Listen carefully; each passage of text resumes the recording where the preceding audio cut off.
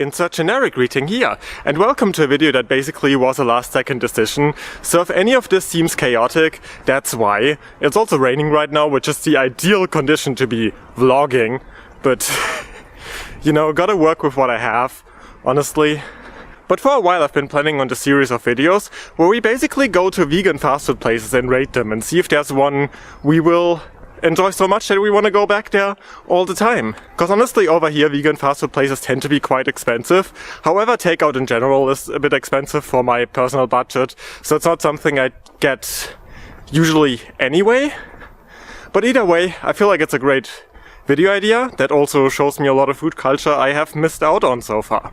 So yeah, let's get to the subway station. So the place we decided to start the series with, I'm not sure if I can call it a Mexican place, but they basically focus on burritos and they also do quesadillas and nachos and enchiladas, I think.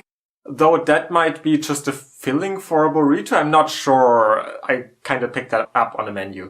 To be honest, I didn't 100% pay attention on everything that was on the menu because I was already focusing on burritos. I love burritos. They're just usually too pricey for me in Germany, and we don't really have cheap options for them. Which this is one of the most affordable places I've seen for that, so that's already a huge plus.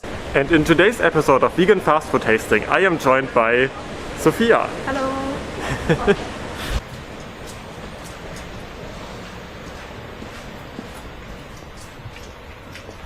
The thing as well is, once we approached the store, it dawned upon me that we didn't talk to the owners about anything in before. So I felt so awkward entering it with a camera in the first place, and they were also asking what we were gonna do here, because, you know, we entered the place with a camera. And at the end of the day, it was perfectly fine to film the counter and the menus, which is most of what I needed to make the basic structure of this video happen. But for the future, I'm definitely gonna contact the stores before we go there, because I feel like there would have been some more footage we could have gotten out of this that would have enhanced this video. But given that it all was already so chaotic, I just did want to get my food and go out. So right now we're standing just outside of the place and we already have our burritos made. Since this was such a last-second decision, there was nothing clarified with the owners. Like if we can even film there, what's about the music in the background and stuff like that. And I felt rude to even ask that last second. So instead we felt like ordering the food and then taste testing it at home would be a better solution for now. So at least in this video we're not gonna eat on location. We also have a lot of random b-roll of basically going back into the subway station that I don't really have anything to voice over for. One thing that I noticed, however, when we went back into the subway station is how close the store actually is to it. Which, there are situations where it rains heavily, there's a snowstorm, it's stormy in general, and you really don't want to walk outside, but you also want to pick up food somewhere.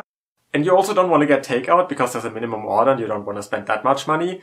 This place is in a perfect location for that because you can just, you know, leave the metro, walk for not even 20 seconds, it's like 10 seconds maximum and you're in the store. And for that reason alone, I'm seeing myself going back there because this is fantastic. I mean, I guess that's living in a big city, but at the same time, it's still just such a cool thing. And yeah, then we just took the metro and got back to my apartment where we then had our taste test. Alright, we are finally ready to eat. I'm actually really hungry at this point. And first of all, I want to comment on how much food is in there. Like, besides the burrito, there's also nachos with several dips on them. Because this is an amazing amount of food for the price classes at. Like, for German standards, this is really freaking cheap. Mine was $7.50. And mine was $4.90, so... And usually if you would get any sort of burrito in Germany, they would start at €8, so above mine, and you wouldn't even get like nachos and stuff with them, it would just be a burrito. So I'm amazed, honestly. Especially since this is vegan and, you know, I'm kind of used to vegan food being more pricey. Yeah. And this is cheaper than non-vegan food, so this is amazing. I love that, and yeah, let's just open up our burritos. Should we maybe like cut it? Oh yeah, maybe with the foil, yeah. I should maybe get a plate for that. We're also gonna split both of them so we can both try a bit of each. Maybe a third or something. Yeah. Oh, I'm seeing the guacamole. Never had guacamole in my life, so this is gonna be an experience. Really? You've never? Yeah, I never had that. Thank you. Nice. Alright, so that's what's mine looking like from the inside. This looks freaking delicious, honestly. Yeah, mine too. Like, maybe talk a bit about what's in there, if you still remember what's in yours. Oh god. We could Google that. I think the menus are online. We could do that in a second. As I've said before, this is probably the most chaotic video I've filmed so far, but we're just about to Google what is in each burrito so we can actually tell you what we're eating. I feel like that would be good for an eating video. Yeah. Okay, so there's like rice in there and some black beans and some salsa, which I think is the red stuff, and some salad. And that's basically it. It's called the El Clásico burrito. And then I got a tofu ranchero, which I was told is the most popular choice. And this one has, first of all, again, the tomato infused rice, I guess. At least that's what I'm calling it on the board. Oh, damn. Then also black beans, barbecue infused kind of tofu. Marinated, I think. Yeah. They said it was marinated in a smoky barbecue sauce, which is, I think they said not too smoky, just a little bit. Right. Then guacamole, salsa, sour cream, and also salad. So there's a few more things going on in this one. Yeah. Really felt like something I wanted. It's obviously a bit more pricey because of that. Understandably so. But again, as I said, for German standards, this is still really affordable. Yeah. Alright, let's give it a taste test. Yes. Oh, this smells really good. Alright.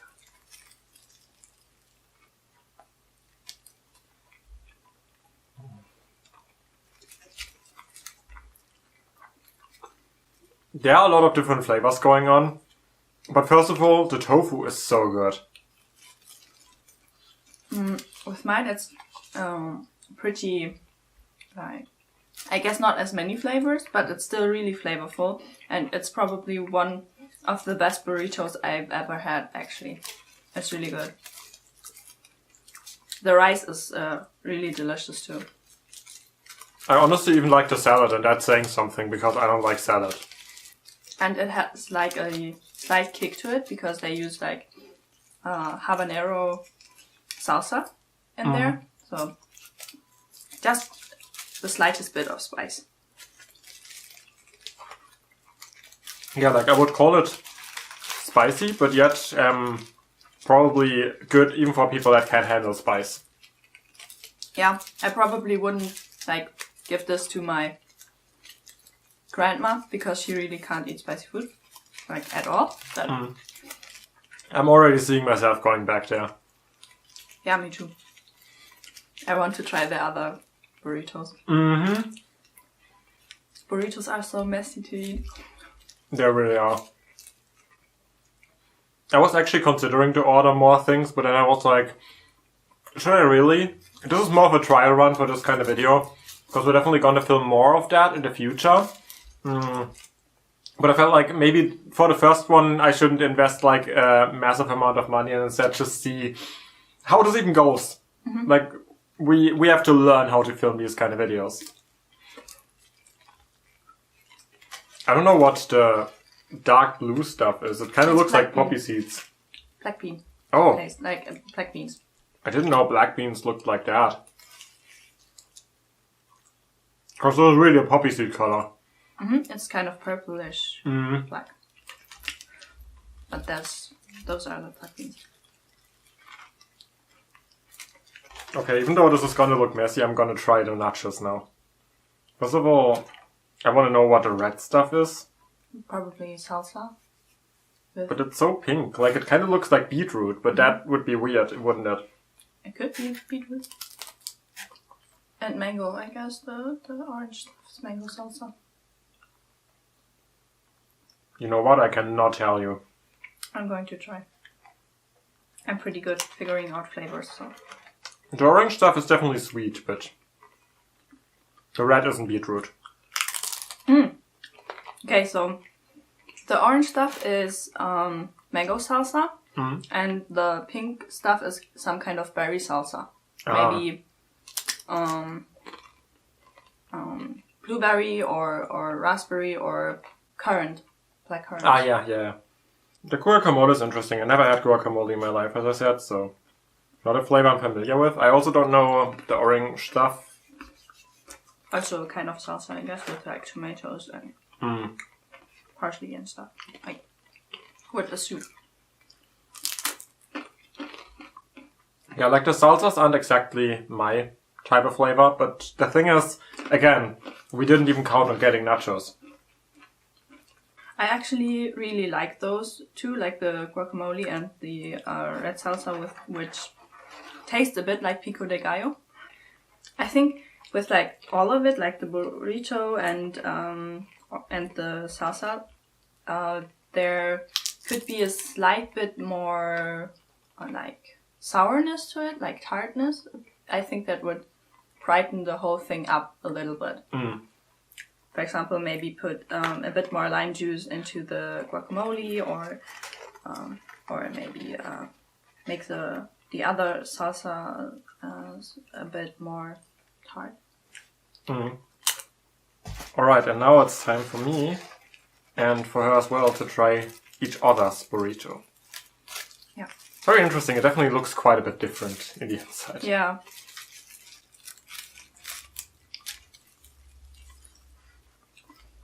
I'm actually kind of debating on where to bite to get like a perfect bite, but I guess I'll just Okay, that tastes very different, honestly. Like, I still definitely like the El Clasico, but I understand why the tofu one is the most popular. Because to me that one is much better. Like, this is still really good, but the tofu is just levels above for me personally. Yeah.